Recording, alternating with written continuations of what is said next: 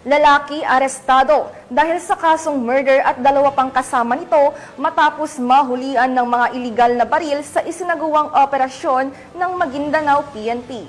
Patrolwoman Maricris Algabre, ibalita mo. Arestado ang tatlong sospek kabilang ang isang provincial top 8 most wanted person sa kasong murder at paglabag sa kasong R18591 sa isinagawang operasyon ng mga personahe ng Maguindanao del Norte PNP sa Barangay Poblacion 9, Cotabato City nito lamang ika-20 ng Oktubre taong kasalukuyan.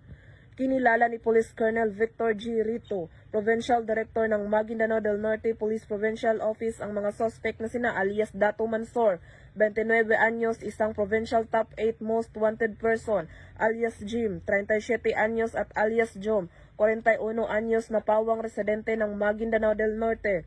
Arestado ng Maguindanao del Norte PNP at AFP ang akusado na si alias Dato Mansor sa bisa ng warrant of arrest sa kasong murder na inisyu ni Honorable Rainera Pariha Uswa, presiding judge ng RTC Branch 28 Midsayap, Cotabato noong January 3, 2022 na walang inirekomendang piyansa, habang inaristo naman ang dalawang kasamahan nito matapos makuhanan ng mga iligal na baril. Ang mga suspect ay kasalukuyang nasa kustudiya ng Cotabato City Police Station 2 at haharap sa kasong murder at paglabag sa Republic Act 10591 o Comprehensive Law of Firearms and Ammunition Regulation Act.